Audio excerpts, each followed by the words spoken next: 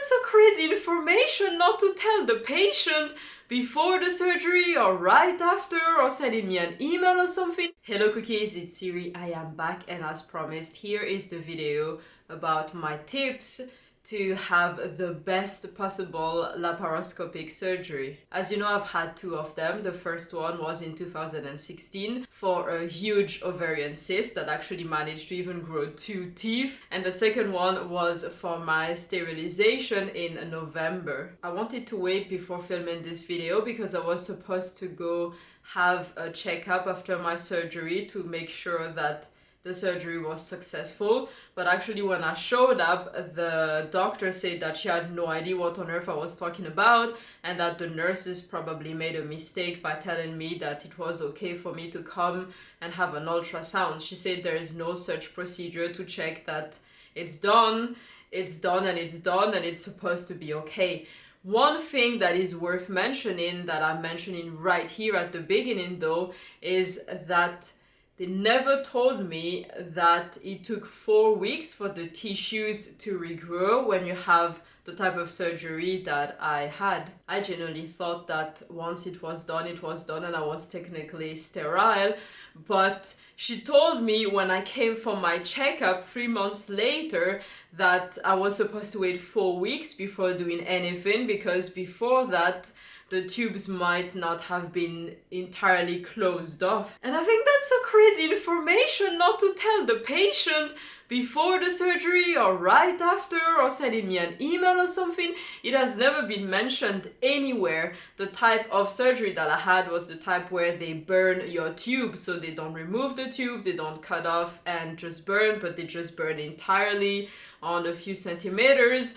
And I told you that as well in my surgery vlog video. But she never told me that I was supposed to wait 4 weeks before doing anything to make sure that the tissues had regrown and that everything was blocked. So that is an important piece of information, cookies, if you're going to do the same type of surgery and if they don't tell you, which is so crazy.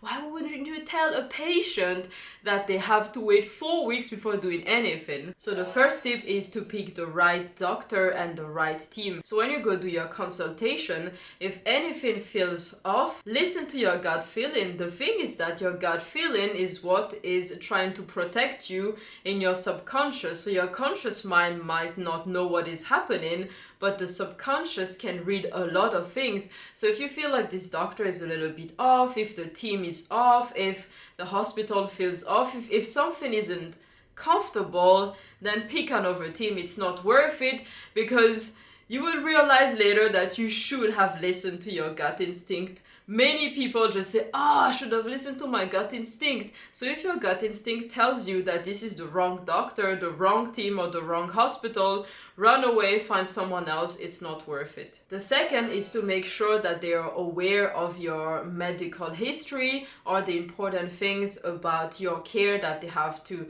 make sure they have right. Now, this did not make any kind of sense, but I was watching this French show a few weeks ago, and there's this man who had problems with his eyes, and he told the surgical team many times to close his eyes or put drops in his eyes, otherwise they would dry off really badly and something bad could happen. He said that to them multiple times, it was written down, and they did not do it.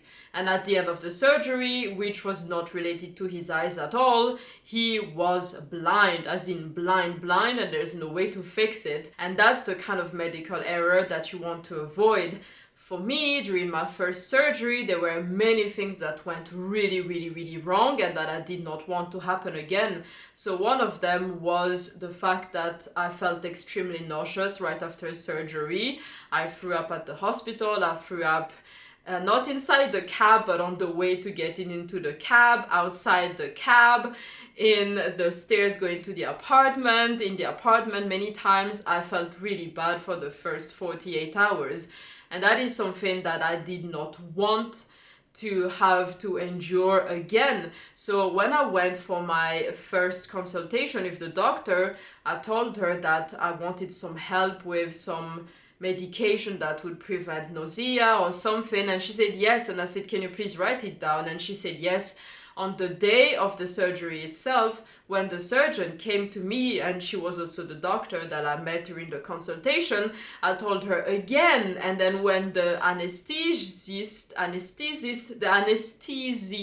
nurse, it was a male nurse that was in charge of anesthesia, when he came around, I also told him the same thing, and I noticed that they had written it down in big as well on their files about me, that I said, please don't make me throw up when I wake up, don't make me feel sick again, give me a lot of medication against nausea because I don't want to feel the same way as in 2016. And I know that we have this tendency to want to be nice and polite and not a bother and not to be too demanding.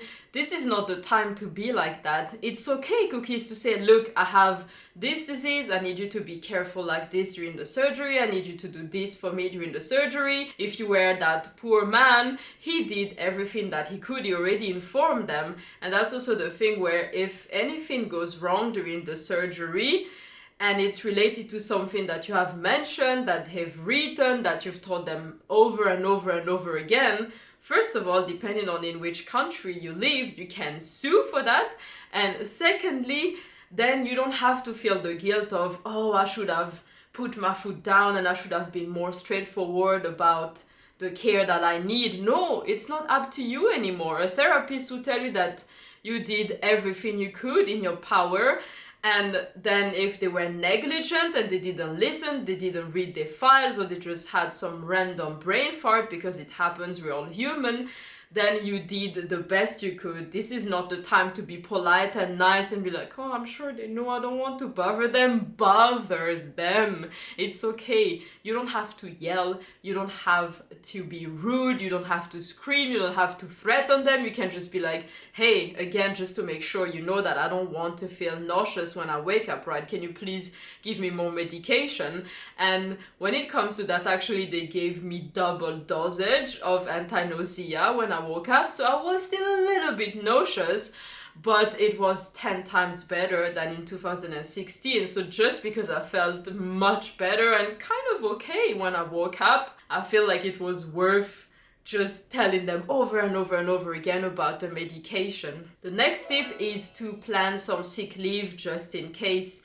Some people recover after 2 hours. I've seen people like that in real life with my own eyes, and I've read about them on Reddit childfree. If you need some tips about this, or if you need some advice about specifically sterilization, Reddit childfree has a lot of threads and people, and everyone is super friendly and nice, and they can answer your question. But some people recover after 2 hours, they have never had a surgery, they're fine, they can go run a marathon.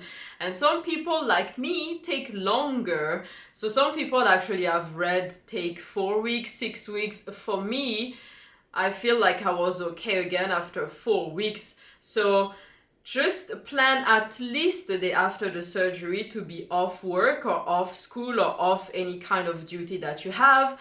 And if you cannot just book sick leave so much in advance, as in so many days in advance, just tell them that you will let them know the day that you have actually taken off officially, that, oh, I need 1 more week, or I need 2 more weeks, or I need 1 month. You will definitely know that first day or the second day, whether you need more days. But just make sure that you take too many instead of too little, and you don't book something huge the week after, in case you're one of those unfortunate people like me that needs a little bit longer to recover. This tip is more of a comfort thing and also kind of antibacterial thing, but make sure you wash all the bed sheets, all the towels, everything that you will use against your skin way before the surgery, and that you have everything clean on the day of the surgery. I think it's nicer to sleep in fresh linen, to use a fresh towel, and also for your own body. I mean, there's still a risk of infection after surgery, so when everything is clean, there is a lower risk of infection, and you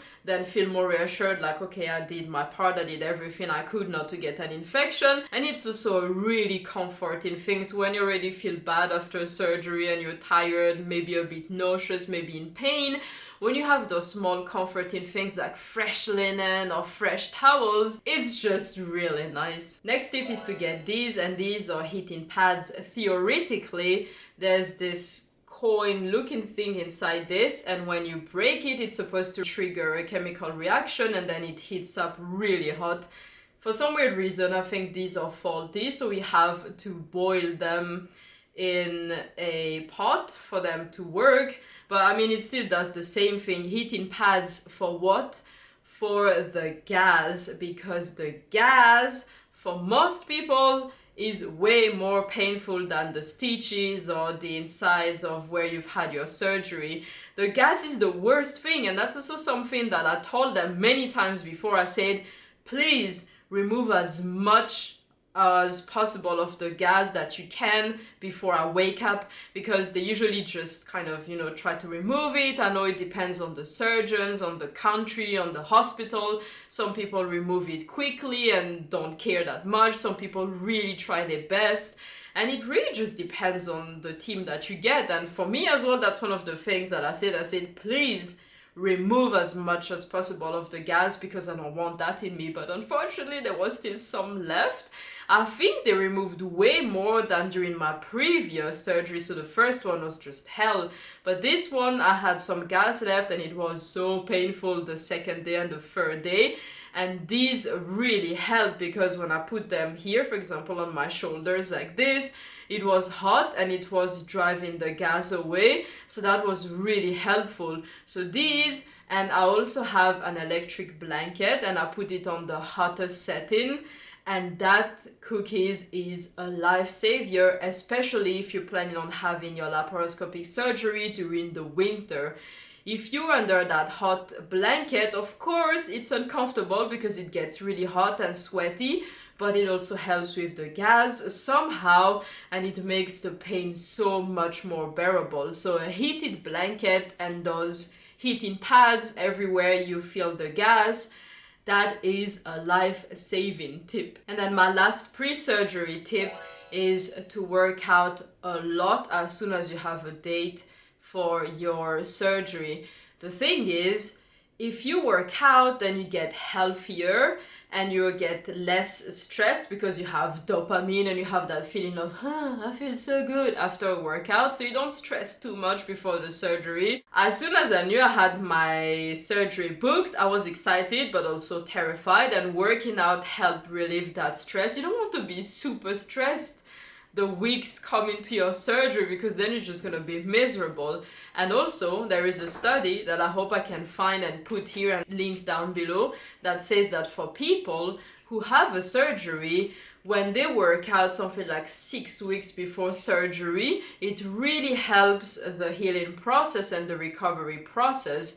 So I will try to find that study somewhere. If I don't find it myself, then you can Google it yourself. But it also makes a lot of sense that the fitter you are, the healthier you are, the easier your recovery. And for me, I really noticed that because I trained my abs a lot. I really focused on my stomach area, on my pelvic area before the surgery.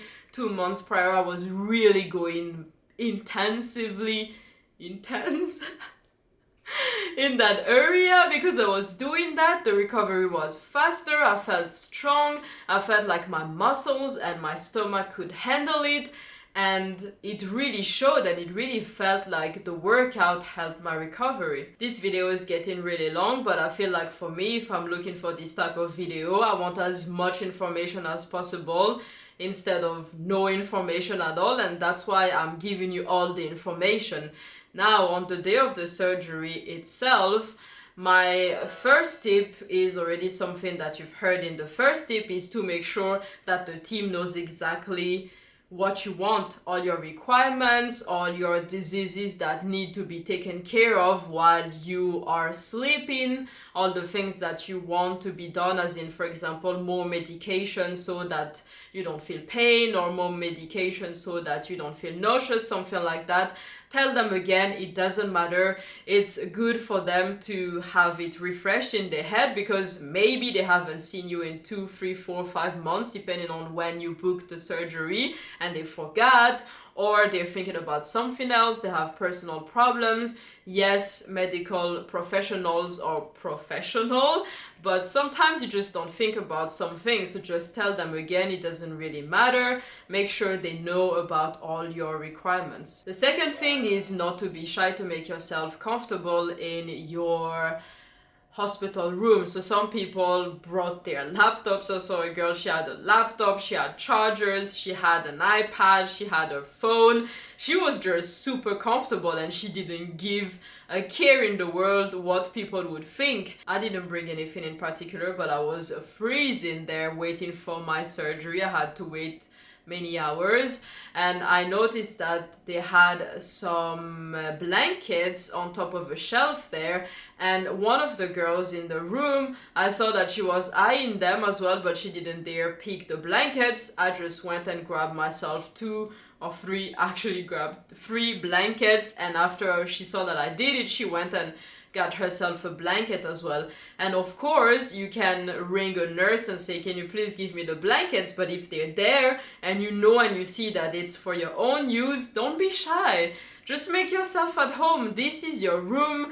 This is your day. You're gonna have a big surgery. Don't be shy. Don't feel like I'm a bother. I'm shy. I don't dare to move. What are people going to think? Like I'm acting like I'm at home just grabbing the blankets? Yeah.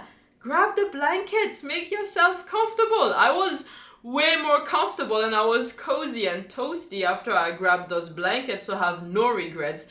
If you see there is water, just take the water. If you want the lights differently, I don't know if you can, but maybe you have a bedside table lamp if you're in a fancy hospital and you're like, no, it's too bright, just turn it off. I mean, it doesn't really matter. Make yourself comfortable in the room. The next tip is to have an easy mode of transportation back home. There was a girl in the same room as me that wanted to walk and then take the train home, and then she would have needed to change and whatnot. I thought, wow, I cannot do that. I was just exhausted and feeling weird, and I was still in the clouds. Thanks to the anesthesia, I could not have taken the bus or the train or walked or anything. I was fortunate enough that the ex-boyfriend's friend was there to pick us up, so I didn't have to walk, but plan an Uber, plan a cab.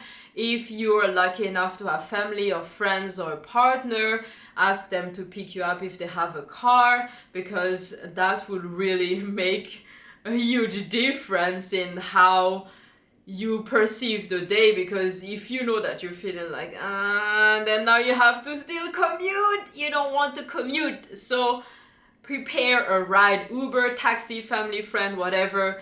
Just have a nice cozy car to take you from the hospital and right to your bed. The next tip is to have someone around to help you on the day of the surgery and the day after. When I had my first surgery, my ex-husband was amazing. He really took great care of me, and without him I would not have managed. And then the second time I had my ex-boyfriend as well, who was there to take care of me. Even if it's just for moral support, it's good to have someone there.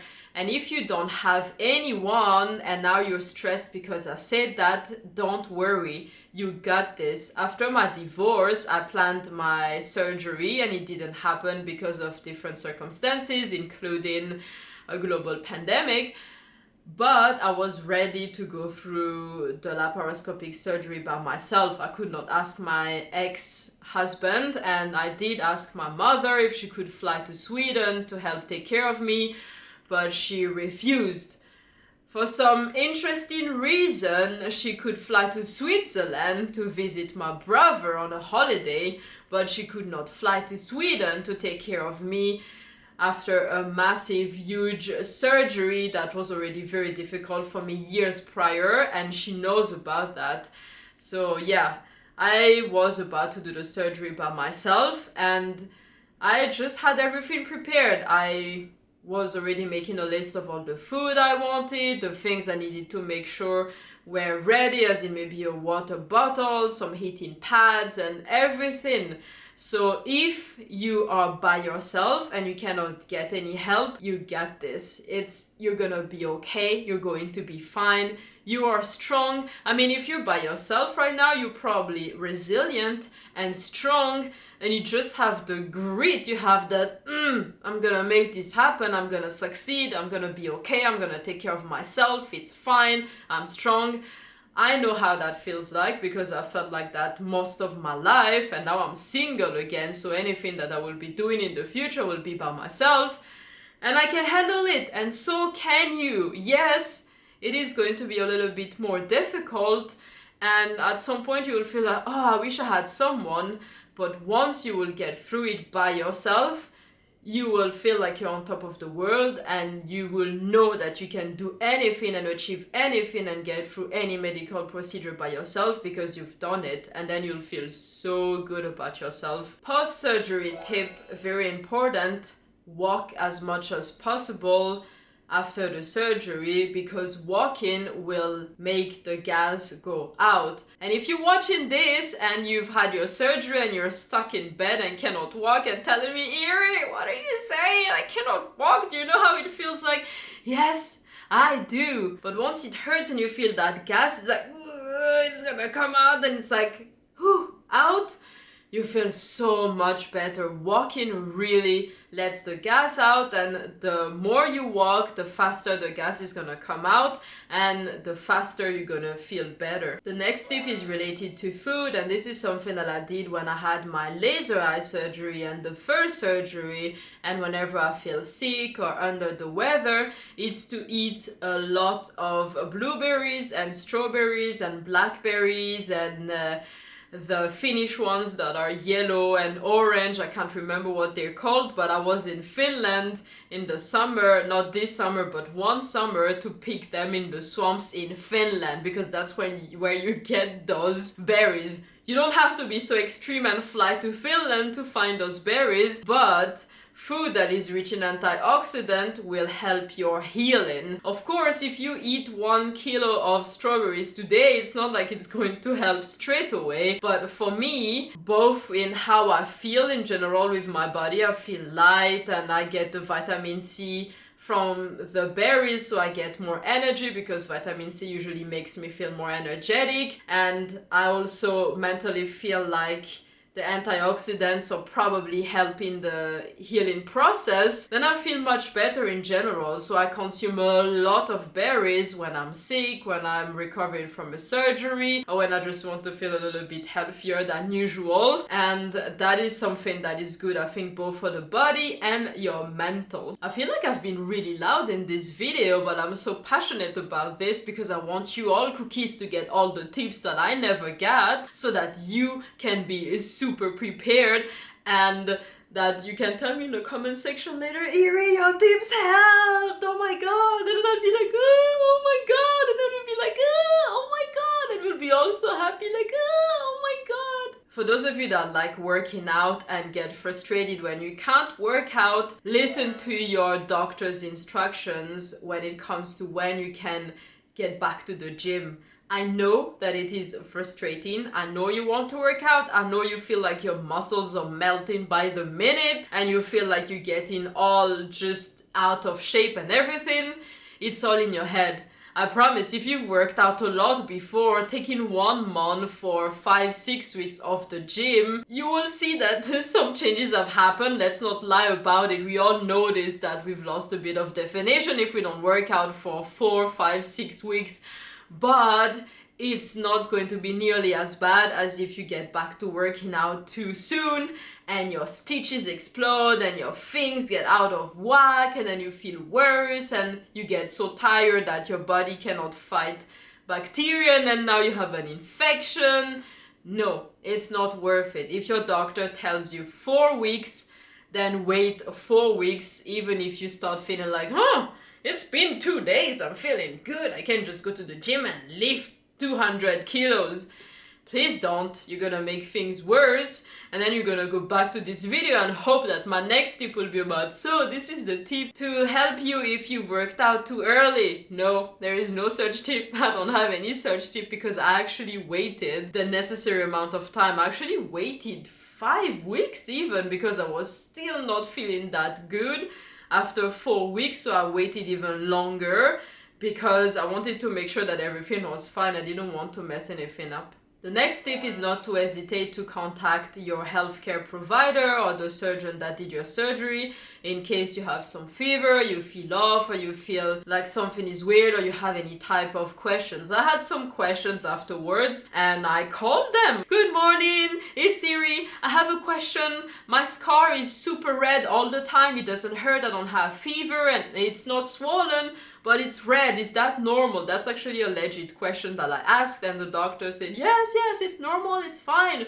For up to 1 year, your scars can look weird, but it's gonna get better after a year, blah, blah, blah, blah. And I'm like, okay, thank you, have a nice day, bye-bye. So you can do it like that. You don't have to be like, hi, this is Karen. So, my scar, it's weird. Did you make a mistake or what? Like, did you get your degree in a cereal box or what? It's been 4 months since my sterilization surgery and I am really happy about it. I feel so elated and just relieved every time I think about the fact that I've done it. That's it. It's done. It's over. I haven't had any regret. I haven't had any doubt. I haven't had any crazy side effect. Oh, because that's one thing that some people really lie everywhere on the internet about side effects. I haven't seen any change in my period or anything. I haven't seen any change with hormones. I mean, my hormones are always a bit out of whack, but that's due to anxiety, stress, and the things that I'm dealing with at therapy. So that has nothing to do with the surgery. I haven't noticed my hair falling or my skin being weird or my period being longer or shorter or more painful or things like that. Nothing really has happened. I haven't noticed any major change in my life apart from the fact that now I'm sterile and so much more calm in my head thanks to that, so much happier, so much freer as well. So yeah, I haven't had any side effects except from the joys of knowing that I will stay child-free. I'm really happy about that. And if you enjoyed this video, please leave me a thumbs up and subscribe if you don't want to miss the upcoming videos. And until next time, I will see you cookies very soon. If you want to play video games together, then you can find me on Twitch with the name Iriflosion. And I will see you soon, cookies. Bye bye.